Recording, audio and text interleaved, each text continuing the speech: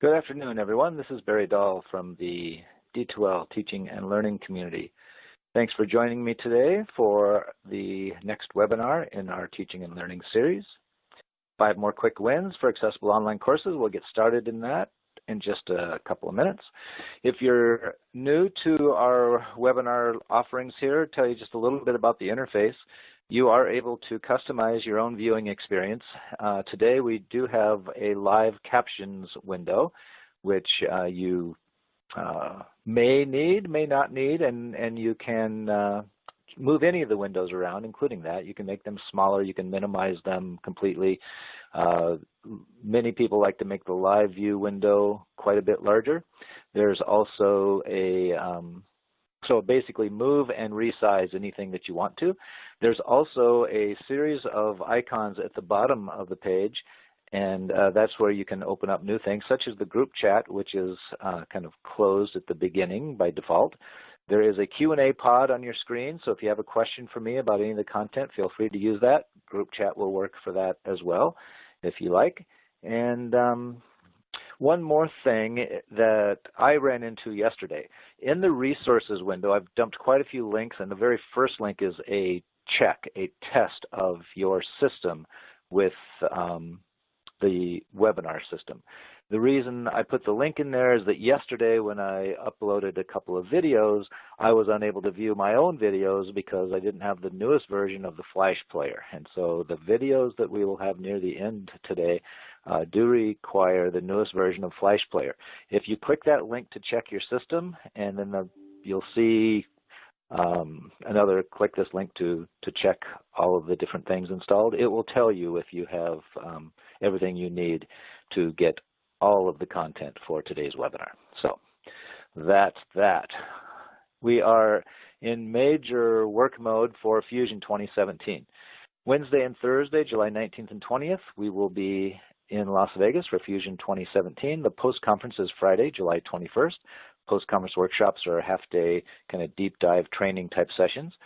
This year, we will be at the Bellagio in Vegas, and so we are working on announcements soon about our social event. Our keynote announcement should be coming up fairly soon. We're still working on that, but we have a couple of great possibilities for the keynotes for Fusion. So you can see the link there. Early bird registration runs through April, at which time the rates do go up, so you may want to jump on that. We also do one-day events known as Brightspace Connections. The first one is this Friday. A couple days from now, I will be in Champaign, Illinois at Parkland College for the Illinois Connection. 2 weeks after that, Friday, April 21st, we will be at Normandale Community College in Bloomington, Minnesota for the Minnesota Connection. And then at on Wednesday, May 3rd, be in St. John's, Newfoundland, followed quickly Friday, May 5th by University of New Brunswick in Fredericton for that connection. Middle of May will be in London for the connection for our European clients. I'm sure some North American clients wouldn't mind going over to that also. And then at the end of May, we will be at Red River College in Winnipeg for the Manitoba connection. Those 6 connections here during the spring, we are working on as many as 8 or 9 more of these for the fall, and those will be announced as we get them going. Also, upcoming webinars. A week from today, I'll be doing another webinar, 5 Bright Ways to Use Brightspace Awards.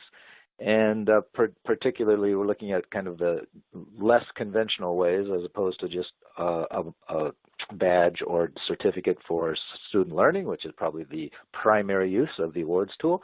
Looking at other ways that you could use the awards tool at your institution. And then at the end of April, we have another D2L-led webinar using tools to personalize your Brightspace experience. So I'm doing the webinar today, and you notice that I'm doing another one a week from today. One reason for that is I'm running out of client volunteers to do this. So if you have something that you would like to share your expertise with the teaching and learning community, if you have an idea or would just like to talk about the possibilities of being one of our guest presenters, drop me a line. We'll chat about it. My email is barry.dahl@d2l.com. And the webinars are all archived on the Teaching and Learning site, so there's a short URL, a bit.ly, that will get you there quickly. Going all the way back to 2014, there's about 100 webinars archived there altogether. This link is also in the resources tab, resources box on your screen. And so you can check out any of the recordings of the previous webinars. And with that, I believe that we will get started with today's content. This is kind of a follow-up webinar. On May 21st, 2015, I did a webinar, 5 Easy Wins for Making Your Online Courses More Accessible. These were the 5 things that were talked about during that, how to find videos that are already captioned and with good captions. Little-known PowerPoint tips to make a PowerPoint slideshow more accessible, creating text links, automating testing tools, automated testing tools for HTML pages, and considering the accessibility features of external web tools. Those were the 5 things that were covered in that webinar. So this is 5 other ones that we're going to talk about. I also put a link to this recording in your resources box on your screen. So you don't have to go back in the archives to find it. If you're interested in that webinar recording as well, look in the resources box. Might want to copy it and save it till later, but whatever you like to do. So today, the 5 quick wins, we're going to talk about these 5 things. We're going to talk about alt text and where and how to insert alt text in various types of media.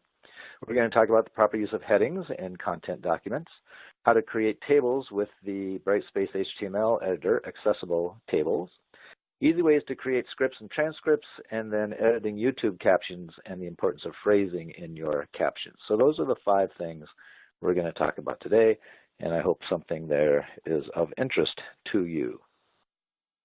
So to get started, I'm going to give you a poll question. Let me get the first poll question up here. And if you would take a second, please, to select all of the answers that apply. In which of these tools do you know how to insert alt text for an image? Okay, so you're going to put an image into a course. You need to put in alt text for the image. And do you know how to do that if you're using the D2L HTML editor? Check that box. If you are familiar with how to do it in other HTML or web page editors, I'm going to show an example of Dreamweaver, but WordPress, there's all kinds of different HTML editors out there. So if you use something like that and you know how to insert alt text, you can check that box. If you insert alt text into images in Microsoft Word, there's a check there. Microsoft PowerPoint, another check there, none of the above. So with that, let's take a look here at, let me see if we're ready. Yeah, it looks like we're ready for results. So let's go ahead and take a look at it. And looks like most of you are pretty well up to speed already on where and how to insert alt text. All right, well, that's a good thing. Maybe we'll still cover something today that won't be as obvious to you. Now, if I can get back to my proper spot, I believe this is it. We'll take a look at that. So rather than today talk about what would be proper alt text, I want to just talk a little bit more about where it goes. Because that is one place where even when somebody knows what the alt text should be, in certain cases it may not be as obvious as to what you do with it. But it is the text-only information that's associated with an image. Okay, so this particular image, one I used in a series of blog posts, there's a link to that post in your resources box as well. But we're going to assume that this image is informational, meaning not decoration. So if it's decorative, it needs no alt text, and you don't have to figure out what is the best alt text for it. And so if it's an informational, meaning it's part of the learning, and in this case maybe it's for a world religions type class or something, because this is an Ash Wednesday photo. And so I asked the question of what would be good alt text for this image. You can think about that. I'll tell you, though, that it's really meant to be a rhetorical question because the answer to that question would depend greatly on what you're doing with that image. There's not just one clearly better alt text. So for a world religion class, you might have an alt text that's very different than a class that's covering something else where that photo might still be a relevant photo. All right, but here's one possibility. So this does kind of assume that it's for a religion type class and comes up with alt text that says, the clergy dispense ashes from burnt palm fronds, making the sign of the cross on foreheads of Christians. Okay, so trying to put information in there that for the student who is unable to see that image, they will understand what's going on in the image and in particular know the important parts of it. And let me just say one thing about that. If you looked carefully at that photo, they were service people. They were actually people in the U.S. Navy. But you know, in this alt text, that's irrelevant. Apparently, it doesn't matter whether they were in the Navy or not in the Navy. It has to do with the ashes, where the ashes come from, what's the and that this is the religious group of Christians. It wouldn't be done to some other group, etc. In the D2L course, you would enter that alt text when you insert the image. You are prompted for the alt text. It will automatically enter that into the code for you, or if this was not an informational image, you would click the checkbox. Most of you indicated that you know how to do that in D2L. Looking at a second example here, this is from Dreamweaver, but there's lots of other HTML editing tools that some people use, and so there are a couple of different ways actually to enter alt text in Dreamweaver, but in this case, after you've inserted your image, which is really just choosing Insert Image from the menu, you have an image tag accessibility attributes box. Okay, so that typically will pop up. If you use Dreamweaver a lot, you know that there's also kind of a tray at the bottom, and that's another place where you can enter alt text. That tray is kind of always at the bottom of the page, or it can be if you have it turned on.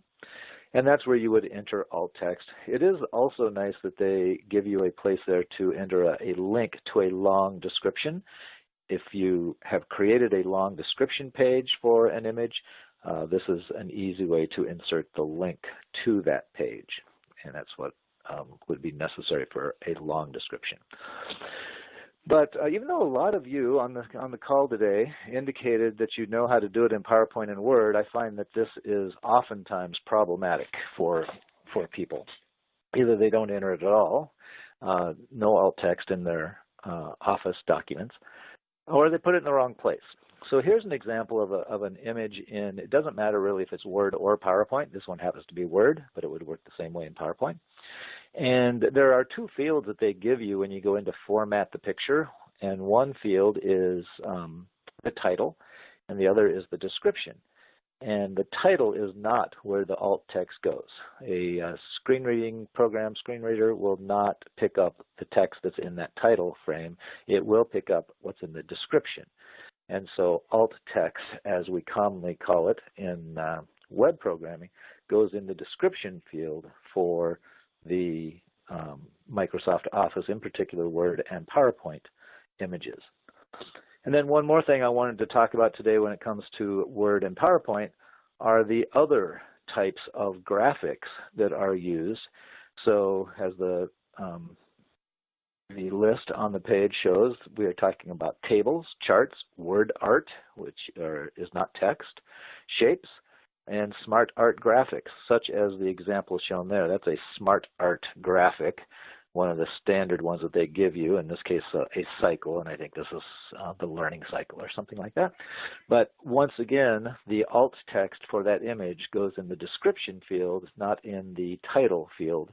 So it doesn't matter if it's a photograph or some other type of graphic in these programs, either Word or PowerPoint, you would want to put the alternative text into the description field for that image. And in each case, you go into the format. It's either format picture, format shape, format table, and that's where you will find the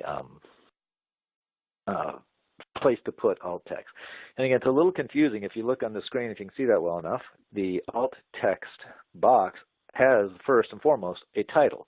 And again, that is left blank here because that is not the proper place to put the alt text. All right, so that's the first one on where to enter alt text. Second one just talks a little bit about page headings in course content. So again, the type of thing you can do with the D2L HTML editor or any other HTML editor or Word, you can designate headings for your pages. And in fact, you should designate headings for your pages. And so this little graphic here is just one possibility of how this could go, but it's not the required format or the way that it should go. But heading 1 is to be used once on a page.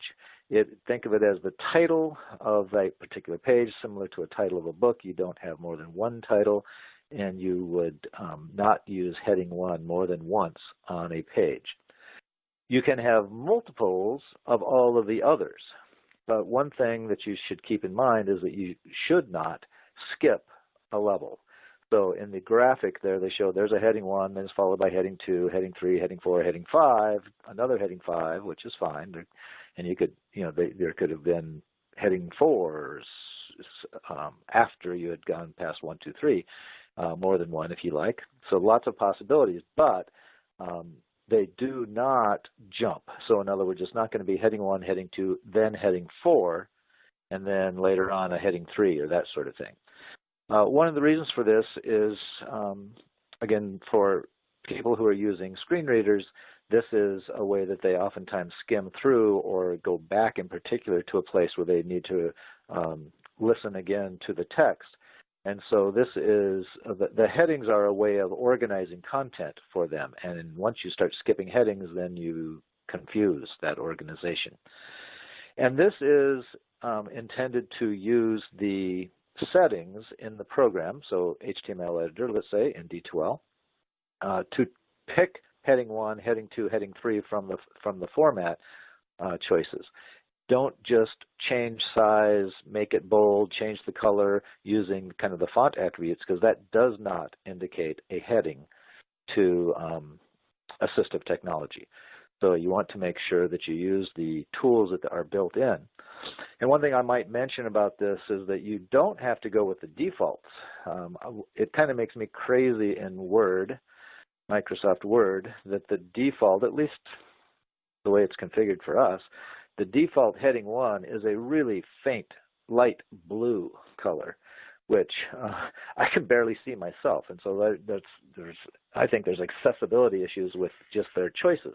Well, you can reformat those in the, you can apply that to basically the template or the theme for Word that you use. And so you can make that, better contrast and that sort of thing. You are not stuck with what the default is, but you do want to use the actual headings. So here's just one more example of this. And so to chunk out your content, now on the right-hand side, even though there's no indenting or anything, but you can see that there's the heading 1 at the top of the page. There are a couple of uses of heading 2, and in here it's topics that are covered in this particular chapter summary, assuming that's what it is. I used to teach accounting, so I just kind of made this one up.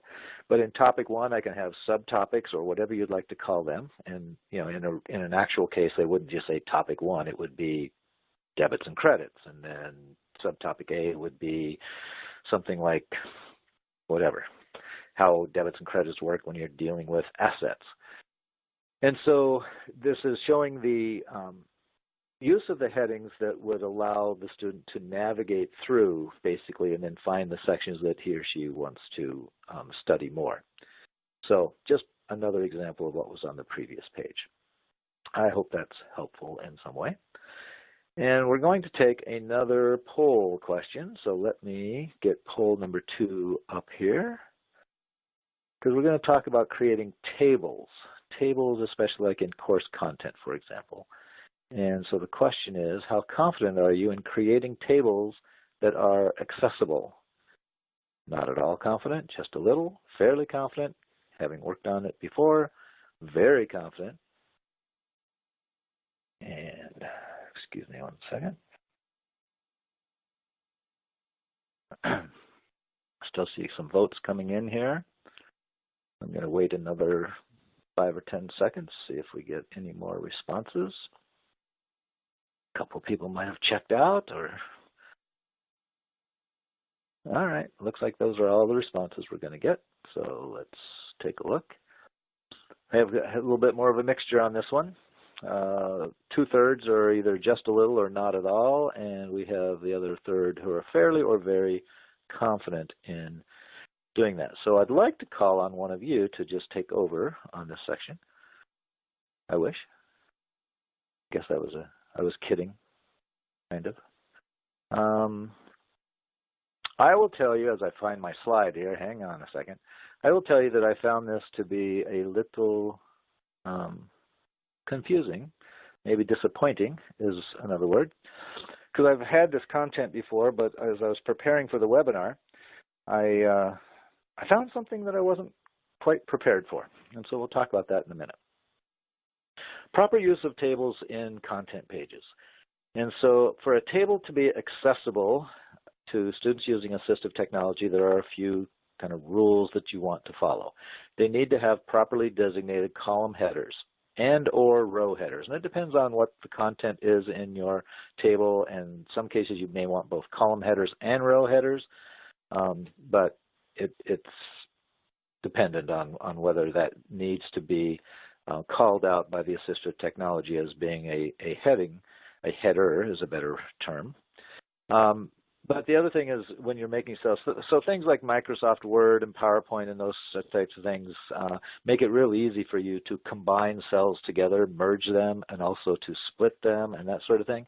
That's not a good thing from an accessibility point of view. That can greatly mess up what we would call the reading order of the table. So as letter D says, the reading order should follow a logical order of left to right and top to bottom. And I think we'll have an example here where we can talk about that one just a little bit more. A lot of text on this slide, but these are kind of the basic steps for making an accessible data table in Brightspace in the D12 HTML editor.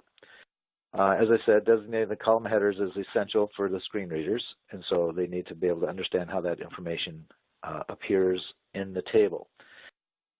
And so typically it's the first row of each column, or the first row, and those are the column headers. It is possible for it to be a different row.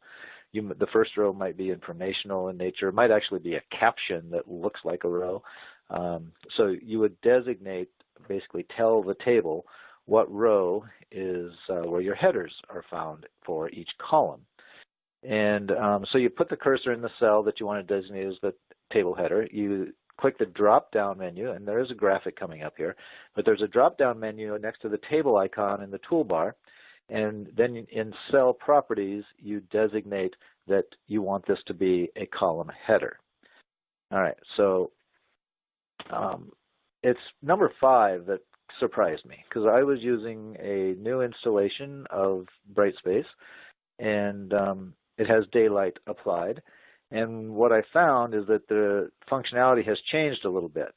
Previously, you were able to pick a cell, and in the dialog box, once you were saying that this is a column header, there was a choice to apply that same column header across all columns. So in other words, you did it once, and no matter how many columns you had, that entire row was shown to be the column headers. And when you're done, you click Update. The problem, at least in the installation of Daylight that I was using, was that you had to do that for each cell. And again, that was something that kind of surprised me. All right, so here's a graphic. I'm going to make it a little bigger on my page. If it's not big on your page, I suggest you do the same. On my screen, I mean. And so here is a fairly small column, table. There are 4 columns, and there are 6 rows, with that top row being the column headers, country, and then 3 years, 2008, 2010, 2012. And as the caption at the top of the table says, these are education expenditures per full-time equivalent student, and I just grabbed data out of somebody's database for Australia, Finland, Mexico, Switzerland, United States on the amount they spend in K-12. Okay, so as I was making this, I needed to designate that top row as being the column headers. And so you can see on the right-hand side, the box around the table icon there's the drop-down that when you click the drop-down, you get the menu that you see there, table properties, cell properties, row properties, etc. So when I select the cell properties, I designate, for example, country as being a table, a column header. And then I had to move my cursor to 2008 and do it again, 2010 and do it again.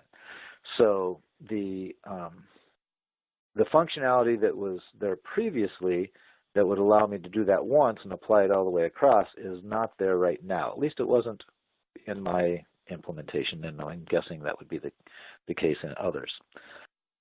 And so two things. One is that, I totally lost my train of thought there. Cell properties, let me try to get back to where I was with this table. Well, maybe if I answer the question that was asked by Beth, maybe my other point will come back, and maybe not. So Beth is asking, if a table is created in Word with header row properly identified, will it still be identified when it's copy and pasted into D2L? I have done that before, and it did work with that. I guess I'm not 100% confident just because what I thought worked yesterday was a little bit different. And so that's something I would probably have to test again to see if that's the case. But it was the case before that I don't know if it's really metadata, but the markup that made that header did come through in a copy and paste. It also, well, that also depends on how you paste, because you can paste like text only, and then no, you wouldn't get any of that. So you do have to be careful about how to do that, and I'm probably going to have to experiment a little bit to find out not only if there's any change in daylight, but what difference it makes in how you paste, because I do believe that it makes a difference. All right, so Gary is asking, should we put the table name or title to the table in the caption field? And I would say that that's exactly what the caption field is intended for, yeah. And that would be readable by assistive technology, but it is not identified as being, well, I guess it's part of the table, but it is not part of the columns and rows as it would read. One more time, now I remember, good, because it's what I mentioned before about one way to check the reading order for a table. Now this is a simple table here with 4 columns and 6 rows, but I would put my cursor in that country cell and then use my tab key. I would tab, and it should jump into each next cell. So from country to 2008, 2010, 2012, Australia, then the number, whatever. And it should go through the table that way. It's when you have the merged cells or the split cells or something else that's unusual about your table where the reading order could get disrupted. And so that's one way to check the proper reading order. Because again, that's how assistive technology will read that information to a student or whoever the user is. And if it's not in the logical order, then it's not going to make much sense to them either. So I believe that was the only other point I wanted to make about the table formatting. All right, I have another poll for you. So let's jump into poll number 3. And not quite there yet. All right. Which of these workflows would work best for you for creating a transcript? Our next topic is creating a transcript if you're going to record audio or video. So which of these workflows would work best for you if you were to create a transcript? Would you type them out prior to recording the audio or video? Would you type them out after recording the audio or video? Would you prefer to use speech-to-text technology while recording the audio or video? Would you prefer to have somebody else do it, or just not do it at all? And let's see what I'm going to wait there's a few more answers. That's good. See if we get any more answers here in the next couple of seconds. Okay, looks like that's about it. And here's what you had to say. A quarter of you said you type them out. So basically write yourself a script that you would follow then in audio and video. And the other 3/4 say you'd like to use speech-to-text technology to have a script or transcript. And, you know, I don't have just one answer to this, even though I kind of asked you for one answer, because it depends on what I'm doing. Writing a script in advance, I think, can be really helpful in lots of recording situations, but not necessarily all of them. I sometimes do some really kind of quick, I'm not going to say quick and dirty, because I don't even know, that's not where I want to go, but some really quick recordings for certain things. Let's say a little less professional, a little more casual, and I don't feel the need to write a script for that.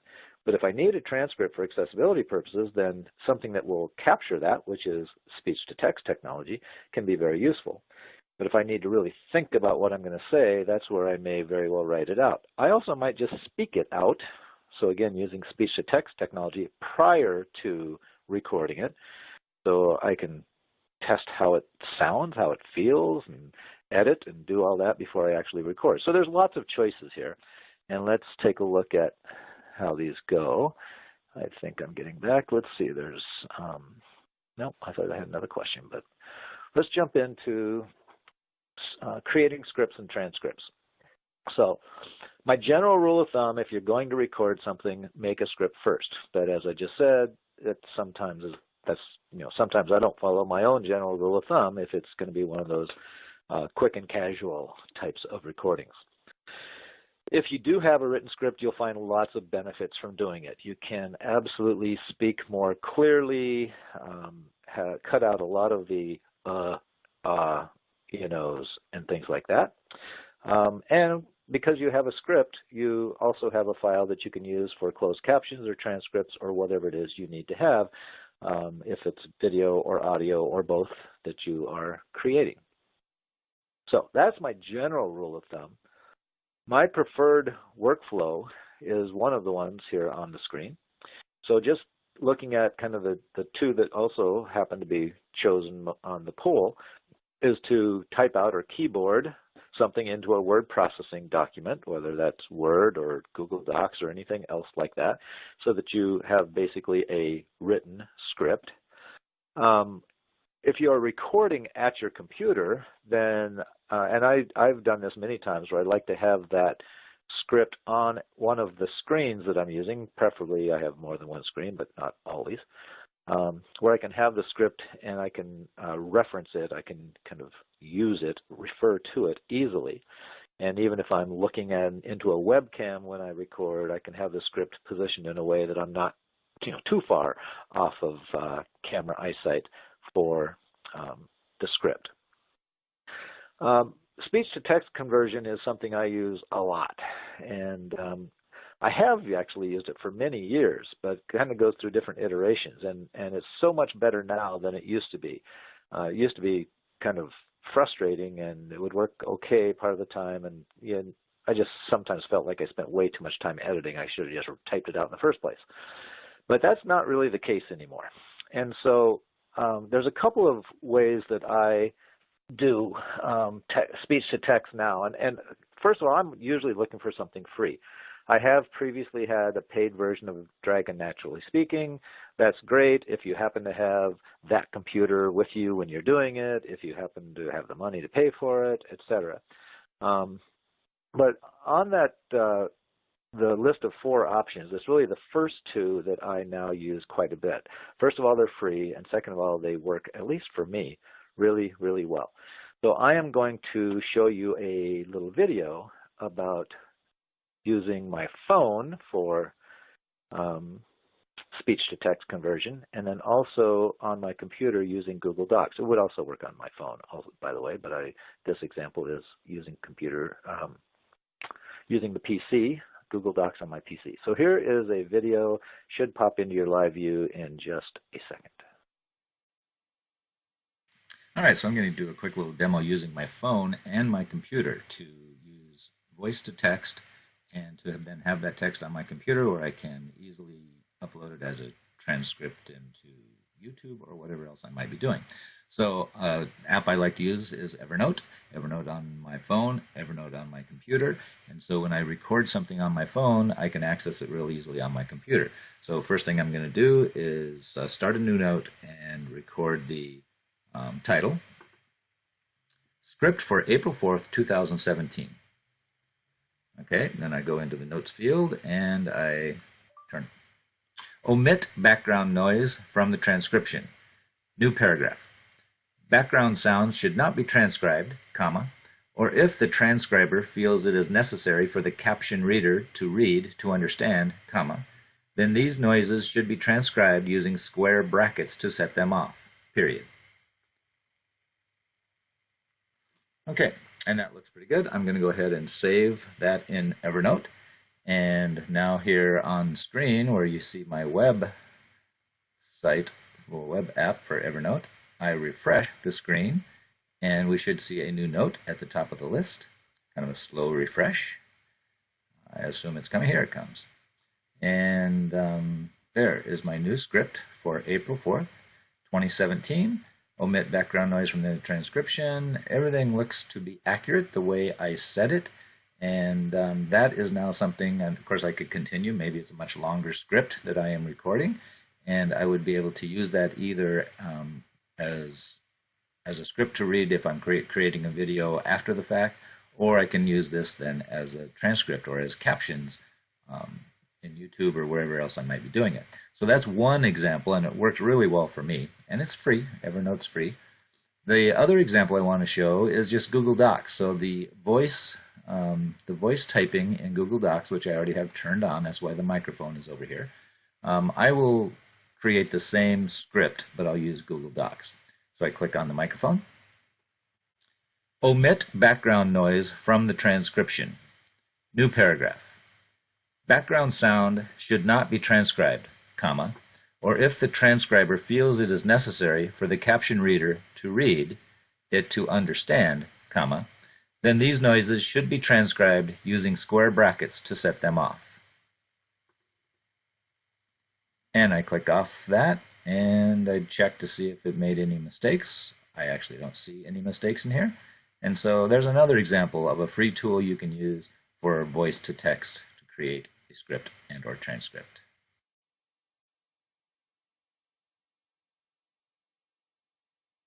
Okay, so hopefully you were able to see that video. I did hear from Linda that she was not, and so I probably should have repeated what I had at the beginning. If you're not seeing the video, it's probably that you don't have the newest Flash player installed. There is a link to test your system in the resources box. I do have a couple other videos that I'm going to show, so if you weren't able to see that one, you may want to try again. And if that doesn't work, then I may just need to let you know that you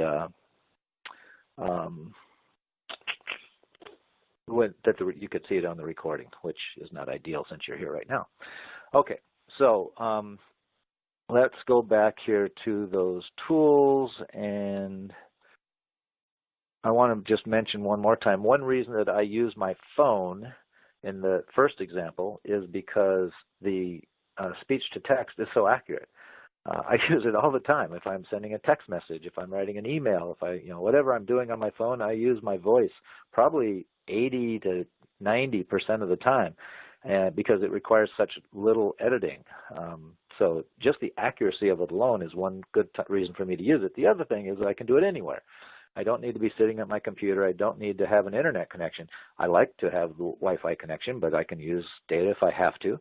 And so if I was going to be recording something, just for whatever reason, it would be easy to do anywhere with my phone. The Google Docs thing has worked really well for me as well. So those are just a couple of ways that you can make a script or a transcript using free tools. So let's move on to the last category here. Number 5 today is editing YouTube captions. And some of you are probably familiar with this. We seem to have a fairly accessibility savvy group with us today. So let me just tell you, after I cough here, one second. Let me just tell you about captions in YouTube, kind of my own experience and the company, I guess, experience to a certain extent. For quite some time, the only way to have captions in YouTube was to put them in yourself. And a few years ago, they started, they installed an automated captioning system. And so Every video that gets uploaded to YouTube now will have automatic captions applied to it, sometimes really quickly, just a matter of a few minutes. I've seen it take as much as a couple of hours also. And I've also seen if there's really no sound, well, you will not get any captions. So, that's to be expected, I guess. As it says on the screen, sometimes the captions are pretty accurate, and then there's other times that they really aren't. Those two graphics, which again, if you make your window large enough, you probably can see the captions, but I'll tell you about them anyway.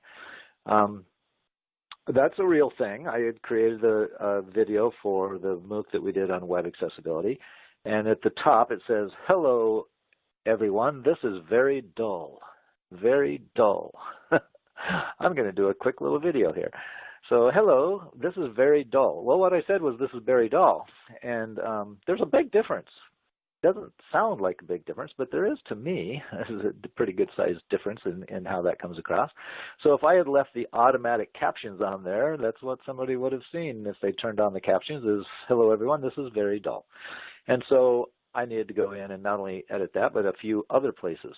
One example, it will never get D2L correct. It'll come up with something else because it doesn't understand what you mean by D2L, and so it will try to come up with that. All right, so I have another little video here, and I won't play the entire thing, but I'm going to play about 3 minutes of it or so. And this is also a little bit of a public service announcement for anybody who is, I'm going to say, over the age of 35. I don't know the exact age break here, but I'm going to say 30, 35. If you're older than that, you might not know about these guys, but you should. This is Rhett and Link, and Rhett and Link are YouTube stars. They get millions of views. They have something like 4 or 5 million subscribers to their videos. What they do, probably their most famous bit that they do on a running series of episodes are the epic rap battles. And but they also do a thing about captions. And so I'm going to show you one of their videos about video captioning and give you just a sense as to why you would want to do that. You might have seen that a lot of YouTube videos have this closed caption option now where you can click the little CC button and it'll display text on the screen for what's being said in the video. The whole process is automated. A computer listens to the video and displays what it thinks it hears, so the results are always off and usually pretty hilarious. So, we had this idea to play telephone with YouTube transcriptions. We wrote a script, filmed it, and uploaded the video to YouTube. Then we downloaded the computer's transcript and used that as our script for round 2. Then, we uploaded that to YouTube to get another script, which became round 3. We've included the text on the screen to make it easier to understand what we're saying. Enjoy.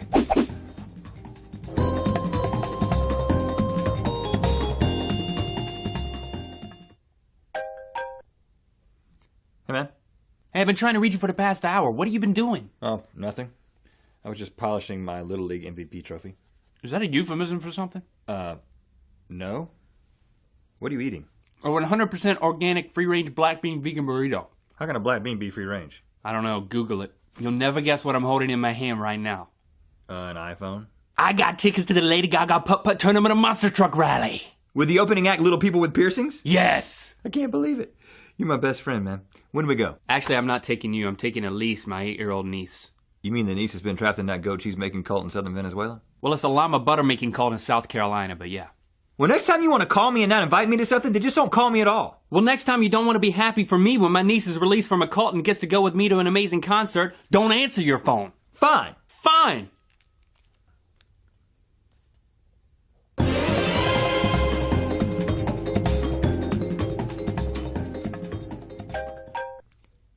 Hey, man. Anytime we put that style, what you been doing? Well, nothing, which is polishing my Little League MVP traffic. Resenting you for missing into something? No.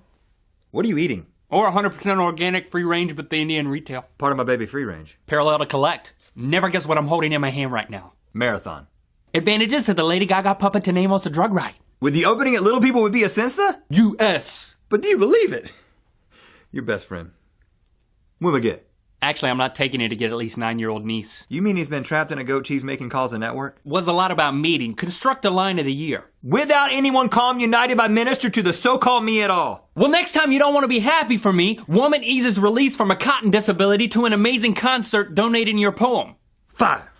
5.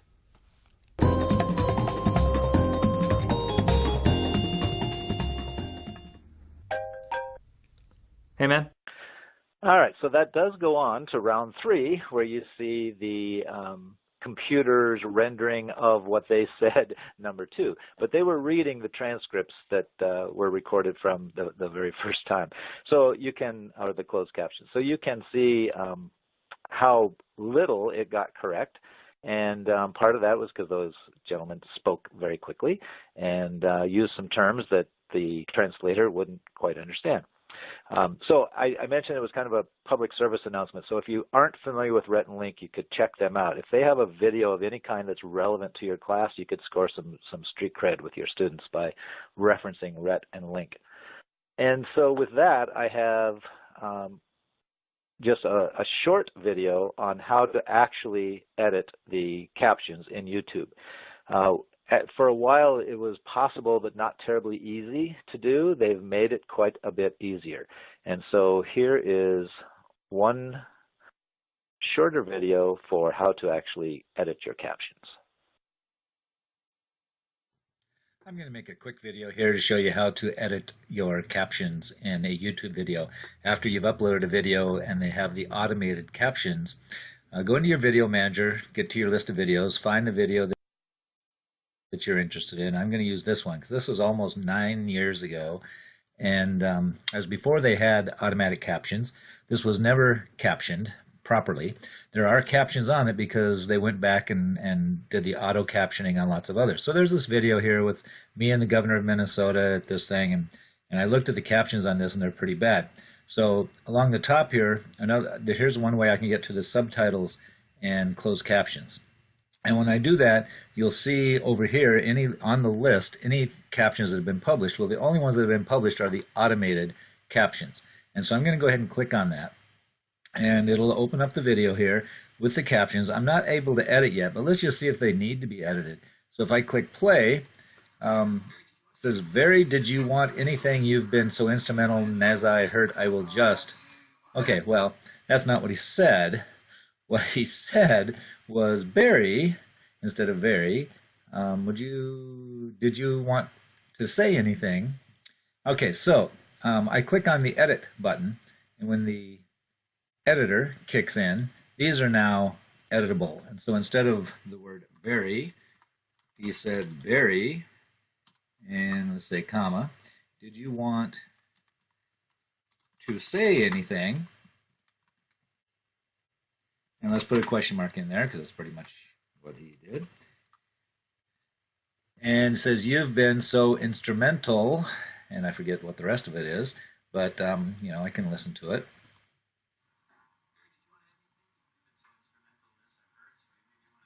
"You've been so instrumental in this I've heard," and so in this I've heard. And let's say that I just go through and make the rest of the corrections to that. When I am finished, I can click Publish Edits, and it will now have 2 published captions, the automatic, but it's the English captions that I created that are now. Well, all right, so let me start that over because it didn't have the captions on it. All right. All right, so now the captions for the first 2 frames anyway are correct, and I would need to do that to the rest of it. Sometimes the automated captions work out really nicely and require only a little bit of editing. Sometimes they require a whole lot of editing. And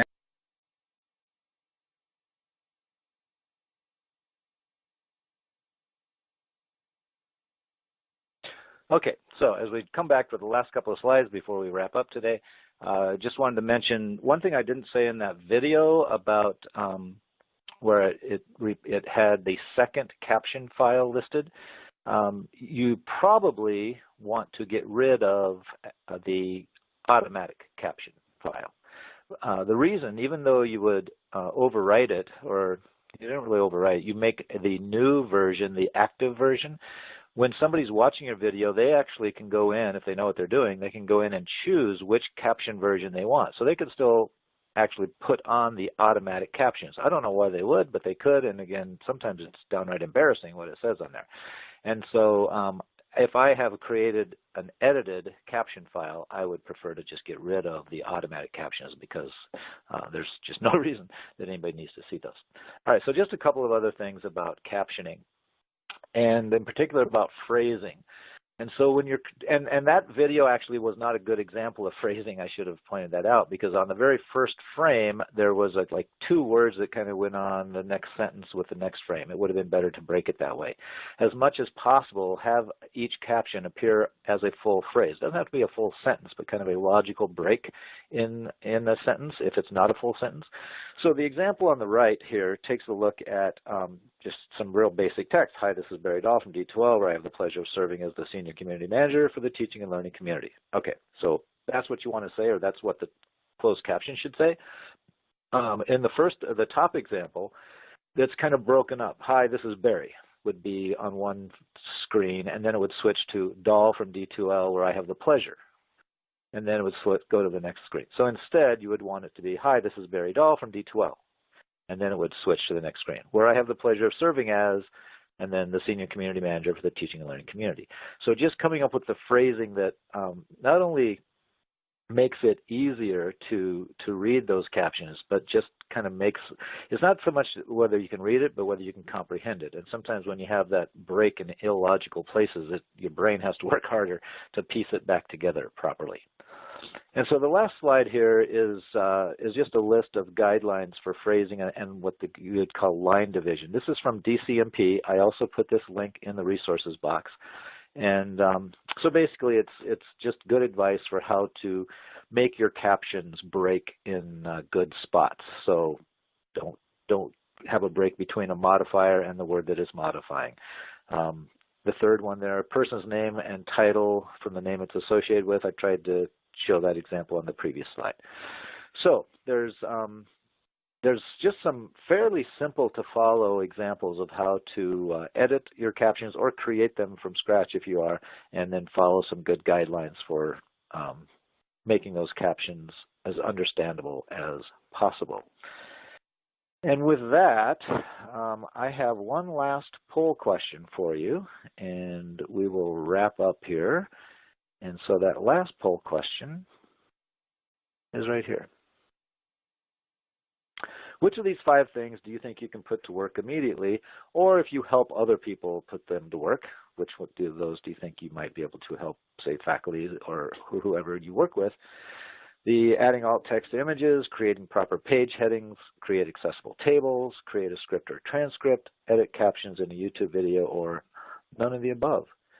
So I'm hoping, of course, that you found something today that would be useful. And I will wait a few more seconds to get a few more responses to this.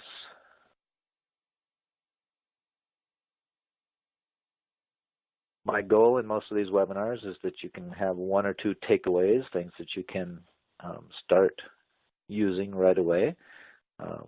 It'd be nice for all of us if there were more, but sometimes, sometimes you have to be satisfied with that kind of progress. All right, and it looks like maybe the responses have finished, so let's go ahead and take a look here at the results. And we have most of you saying the alt text and page headings piece, fewer on the accessible tables. One possible explanation, and I don't know this for a fact, but not everybody uses tables for anything. So a data table, that one thing I didn't explain, really wasn't looking at what you'd call layout tables, but more when you're providing data to students, that you might be showing a chart or a graph or that type of thing to a student with good vision. You need to provide that same information in a data table for somebody using assistive technology. But sometimes you just don't have a need for that in some classes. I don't know if that's part of it or not, or there's more trouble than it's worth or something like that.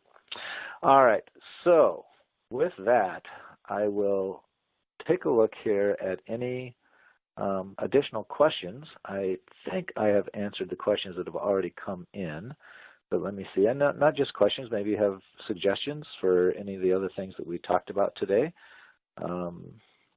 or requests for a future webinar on accessibility for things that might be covered for that as well. You can use either the group chat or the Q&A pod to share that information with me if you'd like. And I'll just wait a minute or so and make sure that we don't leave any questions unanswered.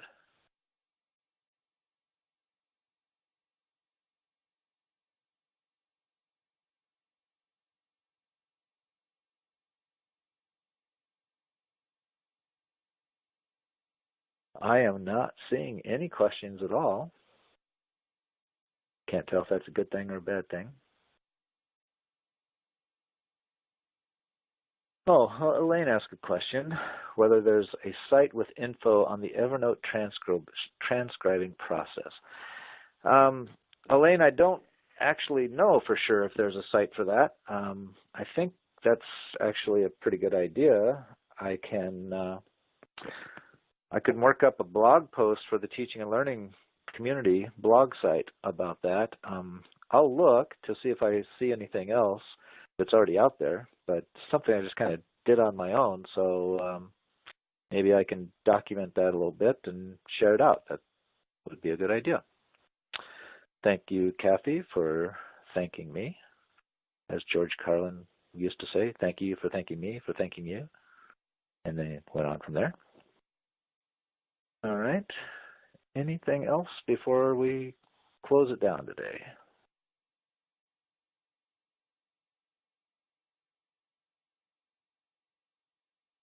So Lori shares a comment. Her son says they use Google to transcribe the news videos where he works as a video editor. All right, so apparently the Google text-to-voice works well enough for that kind of professional use. That's good to know. And Greg is asking, where would you suggest additional table and header information? Do you mean where can you find information on the web about making accessible tables? Is that what you mean, Greg? I want to try to make sure that I understand what the question is, because I can think of two different ways to answer your question. One would be if you needed additional table information for the students, but no, you are asking where can you find kind of more like tutorials or more information. All right, so in the resources box, I have a link to the WAMO site. WAMO is the Web Accessibility MOOC for online educators. Karen Sorensen and I created that. We offered it 3 times. We've made all the content public, and don't know that we're going to offer it again just because it doesn't fit into our lives anymore. We'll see. But that link, I believe, is to the table page. But I can't really see the link myself. But if that's not the case, when you go to the WAMO site, you will see a kind of a table of contents on the left, and you will find in the creating HTML pages, you'll find information about tables. And in particular, Karen has a video in there that's very useful on using the D2L editor. It's the pre-daylight D2L editor, and maybe that's what I gave a link to actually, is to that video. So you can find more, but I kind of always go to their site. Portland Community College Accessibility site has lots of great info, including some info on that. And otherwise, I go to WCAG, WCAG, or W3 for, you do Google searches for that, and you will find lots of information on creating accessible data tables. Yep. Okay, and Carla, thanks for your note about lowercase captions. I agree, last time that was a bit much.